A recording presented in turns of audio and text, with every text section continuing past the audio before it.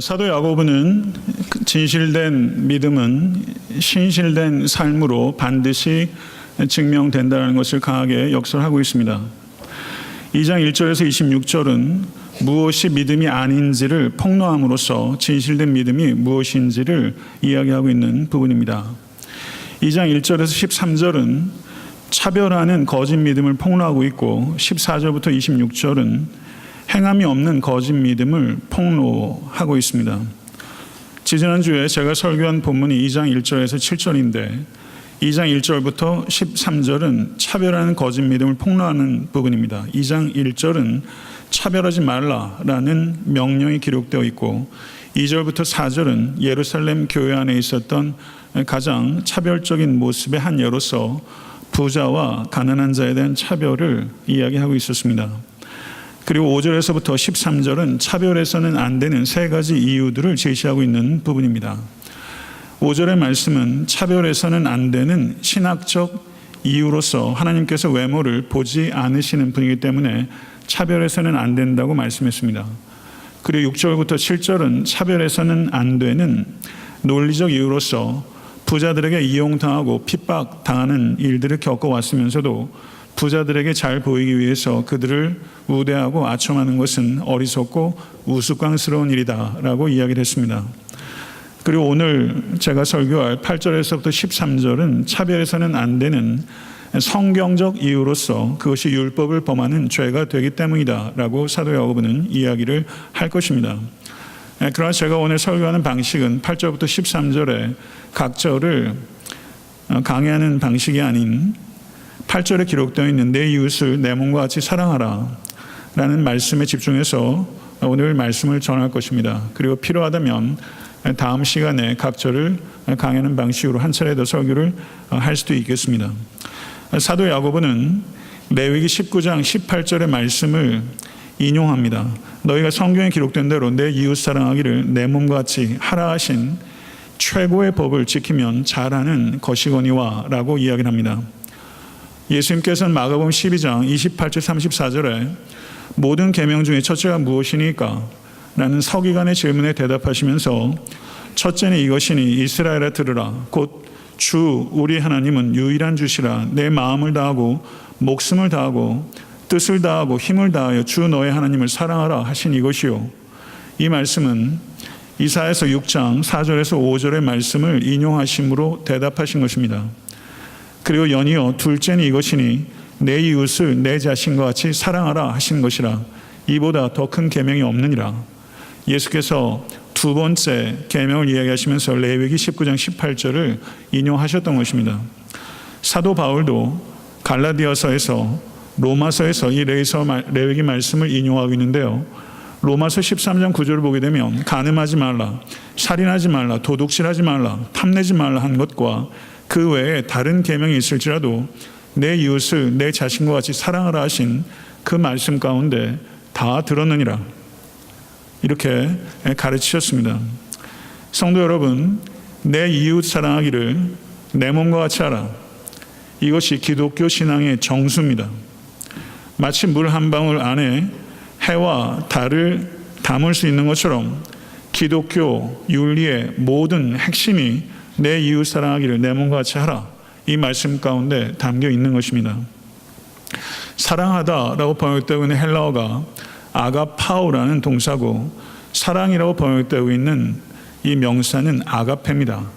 그리스어로 사랑을 표현한 여러 가지 말들이 있지만 여기에서 이 명사는 아가페입니다. 근데 이 아가페라는 이 명사가 고전 헬라어에서는 전혀 쓰이지 않았다는 것을 우리는 주목해야 될 필요가 있습니다. 헬라의 그 유수한 철학자들과 수많은 헬라의 시인들은 이 아가페라는 단어를 그들의 작품 가운데 전혀 사용하지 않았습니다. 구약 성경의 헬라어 역본인 셉터진트 70인역을 보게 되면 이 아가페라는 단어가 매우 드물게 등장합니다. 그러면 이 아가페라는 이 신적 사랑은 언제 극치적으로 계시가 되었을까요? 우리 주 예수 그리스도의 십자가 위에서 세상 철학자들과 시인은 노래하지 않았던, 노래할 수 없었던 그 아가페 사랑이 예수 그리스도의 십자가 위에서 완벽하게 계시된 것입니다. 십자가는 나 때문에 예수 그리스도께서 죽으셔야 했을 만큼 나의 죄가 심각하다는 것을 의미합니다. 또한 십자가는 나를 위하여 예수 그리스도께서 죽으셔야 했을 만큼 나를 귀히 여긴다는 명백한 증거입니다. 믿으십니까? 십자가는 내가 얼마나 죄된 존재이고 동시에 얼마나 귀한 존재인지를 비추어주는 거울인 것입니다. 부디 이 거울 앞에 서십시오. 십자가 앞에 설 때 내가 누구인지 정확하게 참된 나와 만날 수 있는 지점이 바로 십자가라는 거울 앞에 설 때라는 것을 기억하실 수 있게 되기를 바랍니다. 그 다음 질문은 내 몸과 같이 사랑해야 될 이웃은 누구입니까? 하는 질문입니다. 바로 이 질문을 누가복음 10장 29절을 보게 되면 율법사가 예수께 물었습니다. 내 이웃이 누구이오니까? 이에 대한 대답으로 예수께서 선한 사마리아인의 비유로 가르치신 것입니다. 강도당한 사람을 외면한 사람들은 성전 제사를 담당하는 제사장과 성전의 제반 업무를 담당하는 레위인이었습니다. 이들이 레위기 19장 18절의 말씀을 몰랐을 리가 없습니다. 이들은 이 말씀으로 회중들을 가르쳤던 사람입니다. 그렇지만 이들의 암과 이들의 삶은 철저하게 분리됐던 것입니다. 만약에 이 제사장과 레위인이 강도당한 사람을 예루살렘 한복판에서 만났다면 이 제사장과 이 레위인은 강도당한 사람 지나치지 않았을 것입니다. 왜 이 사람은 지나쳤을까요? 그것은 아무도 보는 사람이 없었기 때문입니다. 여러분과 저의 진정한 인간됨, 성도됨은 아무도 보는 사람이 없을 때 우리의 말과 행실이 어떠한가를 통해서 정확하게 드러나게 되는 것입니다. 강도당한 사람을 도와줄 거라고 전혀 예측할 수 없었던 의외의 사람, 사마리아 사람이 이 강도당한 사람을 도와줬습니다. 기름과 포도주를 그 상처에 부었고 싸매고 자기 짐승에 태워서 주막으로 데리고 가서 돌봐주었습니다. 그리고 잘 아시는 대로 이 사마리아 사람의 선행은 거기에 그치지 않았습니다. 밤새 돌봐주고 이튿날 데나리온 2를 주막 주인에게 맡겼습니다. 이 사마리아 사람의 선행은 즉흥적이거나 감상적인 것이 아니었다는 뜻입니다. 이튿날에도 지속되었던 섬김입니다. 이 사마리아인의 돌봄은 시간과 물질과 육체적인 노동과 희생을 감수한 이 사람의 일관된 삶의 방식이었다는 것을 의미하는 것입니다. 예수님께서는 바로 이 사마리아 사람을 내 이웃을 내 몸과 같이 사랑하는 모범으로서 제시하신 것입니다. 비유를 마치시고 예수님께서 누가복음 10장 36절에서 이렇게 물으셨습니다. 예수님은 질문을 받으셨을 때 그 사람에게 카운터 퀘스천, 되묻는 방식으로 질문을 하셨고 질문을 통해서 가르침을 총체적으로 함축하는 위대한 선생이었습니다. 예수께서 이 율법사에게 이렇게 물으셨습니다. 누가 강도 만난 자의 이웃이 되겠느냐? 내 이웃이 누구이오니까? 라고 이 율법사가 물었는데 예수께서는 누가 강도 만난 자의 이웃이 되겠느냐? 라고 질문의 초점을 바꾸신 것입니다. 내 이웃이 누구이오니까? 라는 질문이 철저하게 자기중심적인 질문이라면 예수님께서는 관점을 바꾸셔서 도움이 절실히 필요한 사람의 관점으로 질문을 되물으신 것입니다. 그때 율법사가 뭐라고 말했냐면요. 자비를 베푼 자니이다. 그러자 예수께서 이렇게 율법사에게 그리고 여러분과 저에게 말씀하십니다. 가서 너도 이와 같이 하라. 가서 너도 이와 같이 하라. 이 말뜻은 아무의 도움도 미치지 않는 곳에서 신음하고 있는 형제 자매에게 찾아가서 그에게 이웃이 되어주라. 이 뜻인 줄로 믿습니다. 믿으십니까?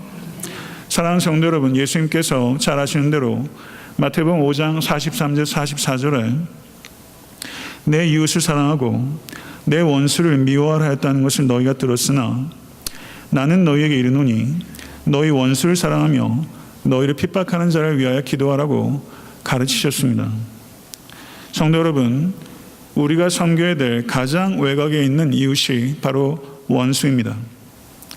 우리를 사랑하는 자를 사랑하는 것도 결코 쉽지 않더라고요.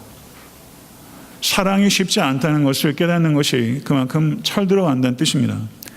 우리를 사랑하는 사람을 사랑하는 것, 이것은 감정에서 비롯될 수 있습니다. 그렇지만 원수에 대한 사랑은 감정에서 비롯될 수 없는 사랑입니다. 이 사랑은 믿음에서 나오는 사랑입니다. 로마서 5장 10절을 보게 되면 곧 우리가 원수 되었을 때 그 아들의 죽으심으로 말미암아 하나님과 더불어 화목되었은즉 이라고 선포하고 있습니다. 여러분과 저에게도 원수 같은 사람이 있을 것이고 앞으로도 있을 것입니다. 사랑하는 성도 여러분, 그들을 대할 때 우리가 하나님께 원수였을 때 하나님께서 우리를 대하셨던 방식대로 그 원수를 대하라는 것이 하나님의 가르침입니다. 원수를 사랑하는 것, 이것은 오직 십자가에 예수 그리스도께서 우리의 증오를 잠재워 주실 때야만 하고 싶고 할 수 있는 신적 사랑입니다. 원수를 사랑하는 것, 이것은 오직 그리스도인만이 추구할 수 있는 사랑이고 그리스도인만이 열매 맺을 수 있는 사랑입니다. 하나님을 사랑한다고 고백하면서 하나님께서 사랑하시는 사람을 미워할 수는 없습니다. 하나님의 사랑을 본받으면 사랑의 하나님을 닮게 되는 것입니다. 사랑하지 않으면 하나님을 닮을 길은 없습니다. 사랑하는 성도 여러분, 교회 안에 성도를 사랑하는 것, 신앙생활하면서 가장 어려운 일입니다. 그렇지만 성도 사랑은 이 사랑의 끝이 아니라 교회 밖의 사람을 사랑하기 위한 시작이고, 그리고 원수 사랑으로 나아갈 수 있는 위대한 첫걸음이 된다는 것을 부디 믿음으로 받아들이실 수 있는 여러분과 제가 될 수 간절히 바랍니다. 저는 목회를 하면서 그런 생각을 합니다. 제가 많은 사람을 만나요. 그래서 저는 제가 만난 사람들이 저를 통해서, 그 만남을 통해서 좀 더 나은 사람이 될 수 있다면, 다윗이라는 사람이 인물됨이 있는데 이 다윗이라는 사람의 인물됨이 폭발적으로 성장할 수 있었던 것은 그 요나단이라는 사람이 있었어요. 요나단이 그 내면을 견고하게 다져줬기 때문에, 기꺼이 거름이 됐던 사람이 있기 때문에 다윗이라는 인물이 꼽혔어요. 저는 제가 만나는 한 사람 한 사람이 제게는 참 소중합니다. 저를 통해서 퇴보한다면 그게 저한테 얼마나 슬픈 일이겠어요. 저를 통해서 이분이 좀 더 인간다워질 수 있고 좀 더 성도다워질 수 있다면 얼마나 좋을까. 이건 목회자인 저에게 참 중요한 소명일 뿐만 아니라 한 인간으로서, 그리고 한 그리스도인으로서 저에게는 이게 가장 중요한 가치예요. 그런데 가만히 생각해 보면요, 우리가 정말 예의 격식 차리는 관계를 떠나서 정말 친구가 될 때까지는 관계의 위기를 경험하지 않고 부부관계가 어떻게 다져지며, 관계의 위기가 없이 부모 자식 간의 관계는 어떻게 다져지겠어요? 그러면 결국 좋은 관계는 관계의 위기를 잘 극복함을 통해서 얻어지는 선물이라는 거죠. 사랑하는 성도 여러분, 원수 사랑합시다. 이건 관념적인 얘기가 될 가능성이 높아요. 종교적 수사로 그칠 가능성이 높습니다. 원수 사랑하자 구호 올리는 것보다 옆에 있는 형제 사랑하는 것이 훨씬 어려워요. 그리고 이 형제를 사랑하는 데서 비롯될 때 우리가 원수 사랑에까지로 나아갈 수 있게 된다는 것이죠. 원수를 도대체 왜 사랑해야 합니까? 사랑하고 싶으십니까? 그러고 싶지 않습니다. 저 역시 마찬가지예요. 그런데 왜 사랑해야 합니까? 하나님께서 기뻐하시기 때문입니다. 요셉이 형들을 용서하는 것, 시간이 필요했어요. 얼마나 기도했겠습니까? 만났죠. 그래서 만나서 얼마나 신중하게 접근합니까? 용서하는데도 지혜가 필요한 거예요. 지혜롭게 관계를 몇 번 요셉이 울고 하면서 자기가 만나자마자 내가 요셉의 형 다 용서할게, 이렇게 어설프게 접근하지 않았어요. 지혜롭게 자기희생적으로 모든 일들을 치우면서 형들을 먹이고 입히면서 그들의 머리에 숯을 놓은 거예요. 사도 바울의 표현대로 하면 하나님께서는 우리가 원수에게 보복하는 것을 원하는 것이 아니라 원수의 필요를 채우는 것을 하늘에 계신 하나님께서 원하십니다. 믿으십니까? 원수의 필요를 채우라. 그 필요를 채움으로 원수의 양심을 자극하라. 부끄러움이 깨어날 수 있도록 하라. 회개의 기회를 제공하라. 회개의 기회를 제공하라는 거예요. 원수의 머리에 숯을 놓으라. 회개 안 할 수 있습니다. 그럴 가능성이 더 클 거예요. 그러나 회개의 기회를 제공하라. 이것이 하나님의 뜻입니다. 악을 악으로 욕을 욕으로 갚지 말고 도리어 복을 빌라. 이를 위하여 너희가 부르심을 받았으니 이는 복을 이어받게 하려 하심이니라. 그리스도께서는 저주하는 자에게 도리어 복을 주라고 하셨고 그것이 그리스도인은 여러분과 저에게 소명이라고 말씀하셨어요. 그리고 원수를 사랑하는 것이 복을 받게 되는 통로라고 말씀하셨습니다. 성도 여러분, 모든 분노가 다 죄가 아닙니다. 거룩한 분노가 있어요. 모든 미움이 다 죄가 아닙니다. 거룩한 미움이 있어요. 거룩한 미움은 개인의 원수가 아니라 하나님의 원수에 대한 미움이에요. 개인의 적이나 앙심이나 자존심 상한 것에서 완전히 자유롭고 하나님의 영광을 사랑하는 마음에서 불타오르는 미움이에요. 시편의 저주 시편을 보세요. 하나님을 사랑하기 때문에 하나님의 원수를 향한 저주를 쏟아놓고 있는 거예요. 갈라디아서 1장 7절에서 9절을 보십시오. 사도 바울이 거짓 복음을 전하는 자에게 저주가 있을지어다 라고 말했어요. 사도 바울은요, 자기에게 반대하는 사람을 얘기하는 게 아닙니다. 복음을 훼손하는 자에게 대한 저주를 퍼부은 거예요. 하나님의 원수, 복음의 원수에 대해서 격정을 가져야 합니다. 복음의 원수에 대해서 목사가 격정을 가져야 돼요. 온전한 미움, 거룩한 미움, 그 미움이 여러분과 저에게 있어야 됩니다. 그렇지만 여러분과 저의 미움의 90% 이상은요, 거룩한 미움이 아니에요. 오늘 이 시간 여러분과 저는 결단해야 합니다. 거룩한 미움이 아닌 미움을 내려놓을 수 없습니다. 내 힘으로 안 됩니다. 그 미움 내려놓게 해달라고 기도하시기로 결단하십시오. 예수님께서는 자신의 십자가에 못 박은 로마 군인을 향해서 기도하셨어요. 모욕하는 자와 박해하는 자를 위하여 기도하라. 이것이 비실제적인 종교적 환상을 얘기하는 게 아니라는 뜻입니다. 십자가 위에 예수님께서는 여러분과 저에게 지금 이 시간 초대하고 계세요. 원수를 위해서 기도하라는 거예요. 이게 십자가의 예수께서 여러분과 저를 향한 초대예요. 이 초대장 받고 싶지 않습니다. 그러나 주님께서 이 초대를 하고 계세요. 이 초청에 가장 먼저 응답한 사람이 사도행전 6장과 7장의 스데반이에요. 스펄전 목사님이 이렇게 말했습니다. 모욕하고 박해하는 사람이 망치라면 그리스도인들은 모루와 같은 존재가 되어야 합니다. 모루는 대장간에서 대장장이가 불에 달군 쇠를 내려칠 때 받침으로 쓰는 쇠덩이에요.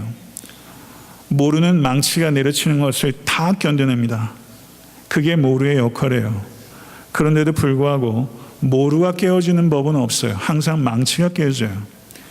예수 그리스도께서 골고다의 십자가에 의해서 모루처럼 그 모든 것들을 다 받으셨어요. 예수는 골고다의 모루입니다.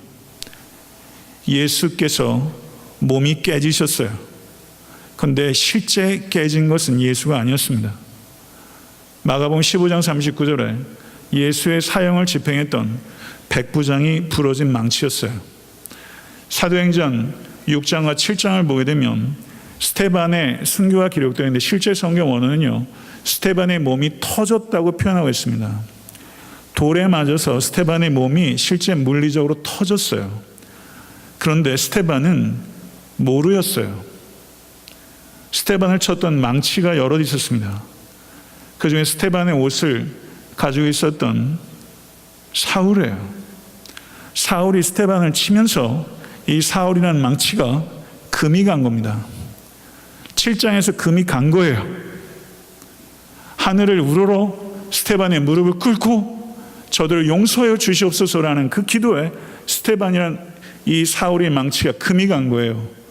그리고 사도행전 9장에 다메섹으로 가는 도상에서 예수 그리스도를 만났을 때 나는 내가 박해하는 예수라.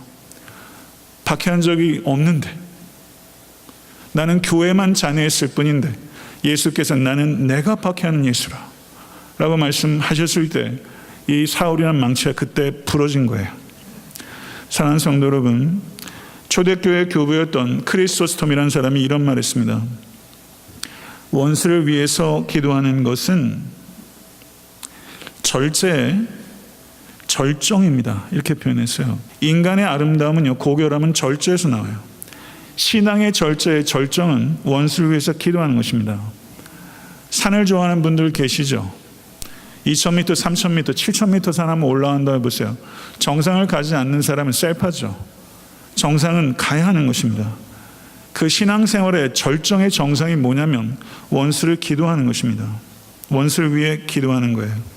사랑하는 성도 여러분, 원수를 사랑하는 마음이 생길 때까지 기다리면 원수를 위해서 기도 한번 하지 못하고 예수님 만나게 되실 거예요. 원수를 위해서 기도하는 감정은 생기지 않습니다. 누구에게도 생기지 않아요. 원수를 위해서 기도할 수 있는 감정은 원수를 위하여 감정과 상관없이 기도할 때 생기는 것입니다. 믿으십니까? 아멘. 여러분, 오늘 이 결단 여러분과 제가 할 수 있게 되길 간절히 바랍니다. 사랑하는 성도 여러분, 증오하는 것 얼마나 어려운지 몰라요. 미움 받는 것보다 미워하는 게 참 힘들어요. 목회하면서 미운 사람 안 생기겠어요?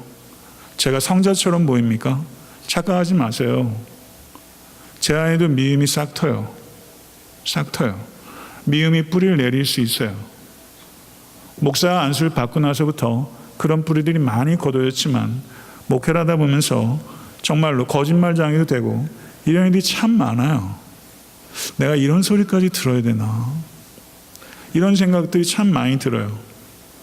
사랑하는 성도 여러분, 여러분 그러시죠? 내가 교회 다니면서 이런 소리까지 들어야 되나? 여기까지인가 보다. 이런 생각이 안 드는 관계 어디 있어요? 여기가 끝인가 보다. 이 생각 안 드세요? 부부간에는 안 들던가요? 자식 키우면서도 얘랑은 여기까지인가 보다. 그런데 그 여기까지를 넘어줬기 때문에 제가 죄가 됐더라고요. 부모님이 그걸 넘어주셨기 때문에 제가 목회자가 됐고, 그거를 넘어주지 않고서는 친구는 안 생깁니다. 악인을 뜨겁게 사랑하고 악을 뜨겁게 미워하는 것, 그렇게 되면 항상 뜨거운 고통이 영혼에 주어져요. 악인을 뜨겁게 사랑하고 악을 뜨겁게 미워하는 건 항상 영혼에 뜨거운 고통이 줘요. 그런데 이 뜨거운 고통은요, 그리스도인들이 사모해야 할 고통이고, 이 고통은 달콤함을 가져다주는 고통이에요. 이 고통을 경험하지 않는 성도는 미숙한 것입니다. 말씀을 맺겠습니다. 사랑하는 성도 여러분, 저는 예수 안에서 여러분들을 사랑한다고 말할 수 있다는 게 얼마나 감사한지 몰라요. 저는 그냥 인사치레가 아닙니다. 사랑하는 성도 여러분, 베드로가 고백했던 것처럼, 제가 아가페토이 베드로전서에서 얘기했을 때 말했죠. 사랑하는 성도 여러분, 사랑하는 성도 여러분, 청교도 목사였던 윌리엄 로우 목사님, 그분이 이런 말씀을 했어요. 각 사람은 하나님의 사랑의 대상입니다. 그러므로 각 사람이 여러분의 사랑이 되도록 하십시오. 이렇게 말했어요. 각 사람이 하나님의 사랑의 대상입니다. 각 사람이 여러분의 사랑의 대상이 되도록 하십시오. 사랑하는 성도 여러분, 한 사람이 있다고 생각해 보세요. 그 사람을 제가 사랑하기 원해요. 근데 그 사람을 하나님과의 관계 속에서 이 사람을 보지 않으면 이 사람을 죽었다 깨나도 제가 사랑할 수가 없어요. 오염된 사랑밖에 없어요, 인간에겐요. 그거 깨달으셨죠? 안 되잖아요.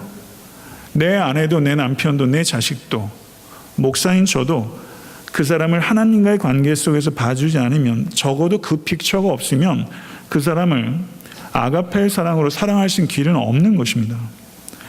오늘 본문에서 차별하지 말라고 하는 여러 가지 3가지 이유 가운데 율법을 범하는 것이다 라고 말씀을 했습니다. 한 사람 한 사람을 우리가 만나요. 여태까지도 그렇게 인생이 걸어왔어요. 저도 여러분과 제가 만난 한 사람 한 사람으로 제가 지금 여기 있잖아요. 앞으로 만나게 될 한 사람 한 사람을 만날 때마다 차별이 아니라 그리스도의 사랑을 표현할 수 있는 기회라고 여기시지 않겠습니까? 한 사람 한 사람을 대할 때 그렇게 대할 수 있다면 성도 여러분, 그것 자체가 가치 있는 거 아닙니까? 그리스도께서는 예수 그리스도의 십자가를 통해서 우리에게 자유를 주셨고, 이 자유는 죄로부터의 자유이며 사랑애로의 자유입니다. Freedom from sin, freedom for love입니다. 죄로부터의 자유, 사랑애로의 자유예요. 여러분과 저는요, 사랑을 위해서 자유를 제한할 수 있는 사람입니다. 행복을 우연에 의존하지 마십시오. 참된 행복은 참된 사랑을 통해서 오는 거예요. 우연에 의존하지 않을 수 있는 행복, 참된 사랑입니다. 사랑할 때 참된 행복을 경험할 수 있게 되는 것이고, 이 행복을 경험하는 모든 권속되실 수 있게 간절히 축원합니다. 사랑하는 성도 여러분, 이 앞에 있는 저는 여러분의 믿음의 대상이 아니에요. 믿을 만한 사람이 되는 게 제 소원이지만 저는 믿음의 대상이 아닙니다. 옆에 있는 모든 이들은, 사람은 그 누구도 믿음의 대상이 아니에요. 믿음의 대상은 성삼위 하나님밖에는 없습니다. 사람은 사랑의 대상이에요. 덮어주지 않아도 되는 인생 한 사람도 없습니다. 사랑의 힘을 가진 자, 힘을 사랑하는 자, 오래전에 제가 이 부분을 얘기했어요. 힘을 사랑하는 자들이 바깥에 많습니다. 여러분은, 저는 사랑의 힘을 가진 자가 되어야 합니다. 그래서 힘을 사랑하는 자들을 부끄럽게 하고 이길 때 이 세상에 진정한 평화가 찾아오게 되는 것이죠. 이 세상에 사탄의 진은 견고합니다. 여러분과 저는 그리스도의 사랑에 전염돼야 합니다. 여러분과 저, 그리고 애타한테 섬기는 교회의 소유와 재능과 시간과 은사들, 이웃을 위해서 우리는 아낌없이 쏟아내야 합니다. 그래서 사탄의 견고한 진에 균열을 가하고 굉음을 내면서 그 진이 격파되는 것을 우리는 봐야 합니다. 말씀을 맺겠습니다. 한 목사님이 소년에게 물었어요. 얘야, 너는 장래에 어떤 사람이 되고 싶니? 그랬더니, 목사님, 저는 사랑하는 사람이 되고 싶어요. 그렇게 대답했대요.